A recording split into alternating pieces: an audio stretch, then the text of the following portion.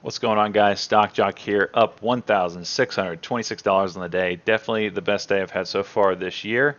And January in 2017 is off to a great start for sure. So let's dive into the trades. A lot of news plays today, and the theme is you should be a member of Benzinga and have a subscription. I cannot stress it enough. That and chat rooms, you got to be in them. And today you'll see why. So first off, my first trade of the day was MYOS. This one was on watch because of yesterday's move. It went from straight up crazy town, like $1.35 to a high of $7. I mean, it's just a crazy move. And definitely was watching it today. Kind of sold off out of the open. And as you can look here on the 1 minute here, it kind of sold off out of the open. But then we kind of got a pop here. And this right here, this higher low, kind of gave you an indication that it was going to reverse trend. So I didn't catch the move going over the VWAP in this level right here, which would have been a really good move. It went into a halt, but I played it coming out of a halt. So out of the halt, it did not sell off, and it just did down briefly and came right back up. And I played into that volume, got in at 538 and sold at 555. Stuck to my plan. I was going to sell it over the $0.50, get that quick squeeze. And I'm glad I did because it sold off hard after that and just really never recovered. I mean, this thing just tanked after that, and you could see it in that 1 minute candle right here. Quick pop up, and everyone else had the same idea: sell it over 350 or sell it over 550. I made 22 cents on 23 cents on it on 2,000 shares, but if I didn't exit when I did, boom, you're just getting hammered. I mean, we got lows of 430 over here. That would have been a massive loss. So a little bit of luck today that I get stuck in that, but it was a nice cushion on the day for sure. KERX was the next play that I did. It was a news play that didn't work out. Um, I can't remember what the news was. It was positive news. Got this volume rush coming in. I was really hoping we would get a move going up. I got in right when I heard the news at 628, and immediately there was heavy selling. And I don't know if that's algos or the market just didn't like the news as much as, you know, whatever. I don't know. The daily chart looked good, so I really thought this had potential. But again, the market didn't agree, and the market is pretty red on the day right now. It's Dow's down 107 bucks, or it was down 155 at one point. So it's a selling day for sure. So someone probably used this opportunity to sell into this volume, and I got caught in the wash. Got in at 628, and I sold as it was coming back down. And I didn't want to be part of breaking the lows here, so I sold at 620, basically an 8-cent loss, 2,000 shares. Cut into my profits on the day, but I still had a minor cushion, so I was actually contemplating not trading anymore and just staying green on the day, but I decided against that with a few of the other plays that you'll see in just a second. OPTT was my next play. This was a news play, but I didn't hear the news because one of the moderators in the chat rooms that I'm in, he was talking about some trade. I can't even remember what it was, but my Benzinga guy, the news source, was talking over the moderator, and all I caught out of the jumble was OPTT, which is a familiar ticker that I trade constantly whenever there's news out on it. And there's always news out on this thing. They love having news on it. And I think the news had to do with something along the lines of a Chinese company, which right off the bat there gives you huge warning symbols. There's always fake news coming out of China. But anyway, some kind of China company was looking at buying some kind of ocean power technology, something, blah, blah, blah. It was good news. So when I heard it was OPTT, I got in at 9:59, right in here. As you can see, this huge spike up from the news. Got in at 331, and I was watching it, hit 342, then come right back down to 330. Next candle, it would pop up and then come right down. It kept doing that inside these candles. It didn't just happen once. It would happen, 3 or 4 times inside of each candle. So that's a bearish sign to me. So I got the pop that I was looking for to get out. I sold at 339 inside this candle here, and as you can see, it just continued. It would pop up and come right back down sharply. Pop up, come right back down, and a lot of people were in it because they're looking for that 350 break. And you can see on the daily, that's some significant resistance. You cracked it here a couple few days ago, but came right back down. Didn't crack it here. You can kind of see 350 is a pretty significant level of resistance. So not surprised that it didn't crack it, but a lot of people got stuck in it. They're looking for that crack, and it just sold off. So I'm glad I took my, what is that, 8 cents on 3,000 shares. I actually took 3,000 shares. It was a nice win for me, but when a stock looks like it's just spiking and coming right back down, that's bearish. You get all these topping tails on these candles. It's a bearish sign, and it did play out that way. Kind of sold off immediately down to 322. So could have been bad, but the signs were there that it didn't want to go over 350, and took the small win and moved on. So TEVA was my next play. This was, you guessed it, another news play. News came out that they lost a lawsuit, and it was their second hearing at a higher court, and the court upheld the lower court's ruling. And this is a huge market cap company, so it's going to take a lot to move this. And it had 1 billion shares in the float, whatever. So quick scalp, like I said, it's going to take a lot to move this stock, not just 100,000 shares in 1 minute. So I got in 34.23, sold basically a 1 cent win. Didn't make a lot on this, but it could have been better. That's kind of the move I was looking for, but I shorted and covered inside here for 1 cent. And it's just not inside my price range. Definitely not inside my float range. This has 1 billion shares in the float, and I usually deal with stocks that have 20 million in their float or less. So when a stock's got 1 billion shares in the float, it's just not going to move fast. So once I saw that, I cut loose and moved on, even though small profit, but nothing massive.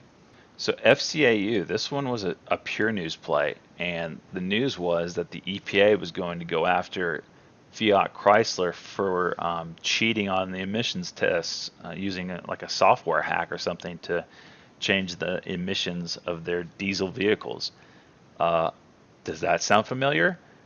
It's exactly kind of what Volkswagen just got, like $4 billion fine. That's a massive fine, by the way. I think it's the biggest in U.S. history.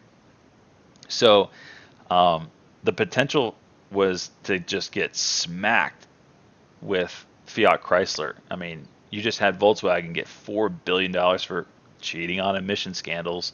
And now you have the EPA coming after Fiat Chrysler for the exact same thing, cheating on emissions tests. And you have, a $4 billion precedent. And I mean, you just subtract 4 billion from this market cap. I mean, I know that's not the way you do it, but to put it in perspective, that's like a third of the market cap of this company. Not saying that you're going to get a $4 billion slap on Fiat Chrysler. We have no idea, but that's significant compared to the market cap. So anyway, when I heard that, I immediately went in and went short. I took 2,000 shares at 10.65. I got in and it already dropped, 30, 40 cents. And I was just trying to get that break of 10.50. That's all I was really aiming for. And it wasn't moving very fast down. Again, it did have 1 billion shares, and there's heavy selling going on, but it wasn't moving as fast as I thought it should and would, especially with Volkswagen just around the corner getting hit with a fine for doing the exact same thing, a massive fine. But I shorted it 10.65, 2,000 shares, covered half at 10.54 just to lock in some profits, and covered the rest as we broke 10.50. Because once we broke 10.50, I thought we would really start to see the momentum come in, but it just didn't fast. And I really wanted to hold this. I really thought this had potential to be a big move, and it turned out it did. Look at this. It just got crushed, but it didn't move fast enough for me. So I took the win and moved on and covered my second half, 1,000 shares at 10.48, somewhere in there. But again, that's when it's really started to tank and break 10, and got near the 50, 20-day moving average. Kind of got support there, and now I think it's short short selling restricted, so it's not really going to move south as fast as it could before. But locked in the wins and moved on. So CMI, this one was like a dumb moment. CMI is Cummins, which makes diesel engines, and they supply the diesel engines to Fiat Chrysler. So if Fiat Chrysler is getting hammered potentially with a massive fine from the EPA if they are found guilty, you better believe that Cummins is going to move down lower with the Fiat Chrysler move. And this is like, what is it? Almost 20 minutes later, 18 minutes later, I actually took this trade and put two and two together. And I think Benzinga reported that Cummins was moving down lower as a sympathy play. They said sympathy play, but then I was like, are they the suppliers of Fiat Chrysler?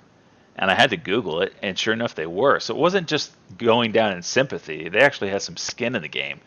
And once I saw the Google thing, I was like, oh yeah, time to short this, because it hadn't moved quite a bit.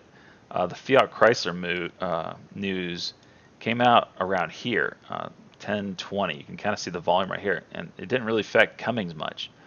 Um, and when Benzinga reported that it was moving lower in sympathy, it was like 20 minutes, 18 minutes later that I saw that. So once I Googled it and figured out, whoa, they're actually the suppliers, and it hadn't really moved much yet because no one really put two and two together either. I went short 500 shares. It's a higher dollar stock, so I took 500 shares. And as soon as I did, I think I did it right. Where is it? Right over here. So 500 shares as we're kind of, you got a bit of a trend here.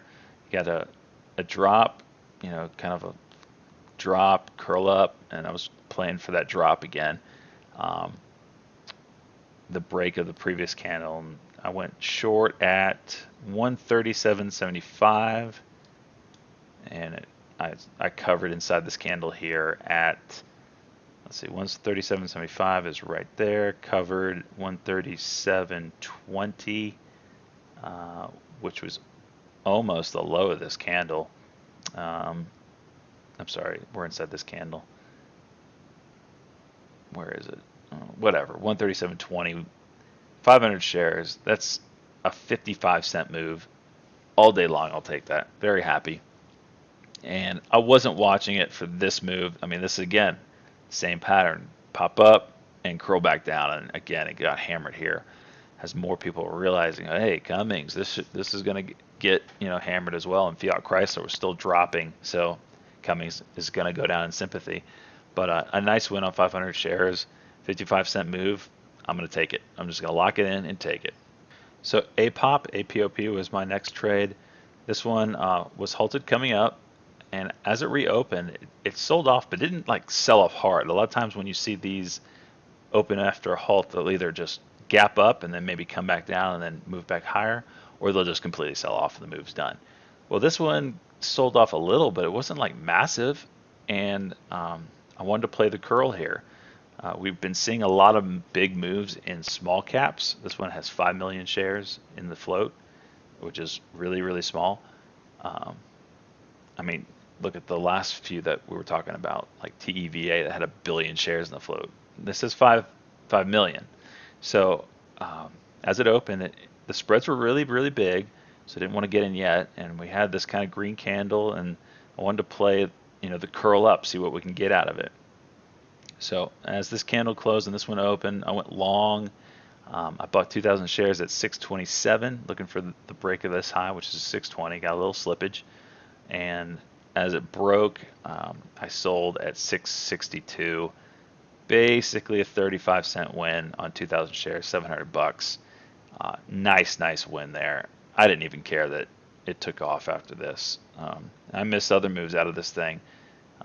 Definitely like to have some of those, but happy with the win, $700. Had a repairman here at the house, so I had to go anyway. But that one really kind of put me up into the $1,500 range today with wins. And my last trade was FCAU. Like I said, I was done with the repairman and sitting at the desk listening to Benzinga. Guess what? Benzinga started a report that the CEO of Fiat Chrysler is coming out in defense of the company, saying, if anyone like one of the quotes was, if anyone thinks this is anywhere remotely close to what Volkswagen got hit with, you are smoking something illegal. I mean, that's his words. So that's a pretty strong defense. And once I heard that, I went long the stock, and you can kind of see it right here. Everyone else heard that, and a million shares just poured into this thing. But I got in at 976 and only took 1,000 shares. I'm just trying to protect my wins. This is a stock that's definitely down at this point, so I'm not trying to think this is going to go all the way back up just because the CEO is defending the company. I mean, that's what a CEO is supposed to do, is defend the company and do all that sort of stuff. So he was able to manipulate the stock a little bit. It popped up 5 cents, so I took it $50, holding it for basically a minute. I'll do that all day long. So that's where I end today, up $1,626, and I'm probably done. I'll watch some others, some of the stocks I've already traded, and just maybe wait for more news. But other than that, I'm definitely happy for the win. This is the biggest win of the year so far. 2017 is starting off really well. $1,626, and I could not have done it without the news source and the chat rooms that I'm in. Could not have done it.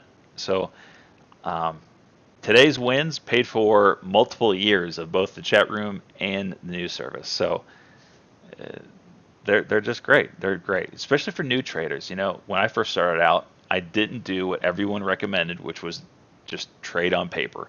Write down entries with a pen and paper and write down your exits and just pretend that you're trading. I went with real money like a moron, and I learned the hard way. I lost a lot of money, the first year and a half that I traded, and I called it my going to college moment. I didn't go to college for day trading.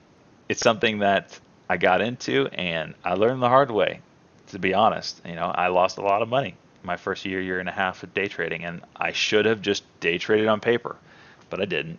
But those chat rooms helped me out so much. You get to see with the professionals how they trade, what they like. They tell you what they like, what they don't like about a certain stock. They alert you to other stocks that are going on, what they're going to play. And they also have video lessons, and that's a huge educational tool.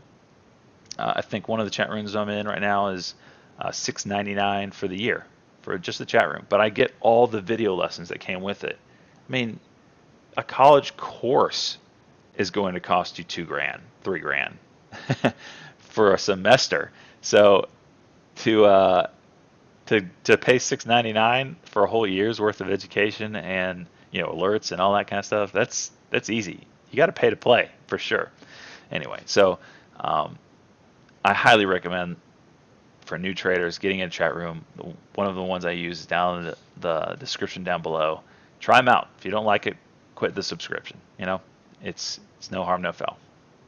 But also a link down in the description is to subscriptions to Benzinga. Is the main news source I use. I use two. Benzinga is my main one. I turn off the other one in the morning and just listen to Benzinga, and then late in the afternoon I'll turn the other one on just in case one catches news faster than the other. And they're usually pretty even, with Benzinga usually reporting earlier. So I highly recommend Benzinga. Use the coupon code StockJock at checkout, and you'll get 30% off of any subscription.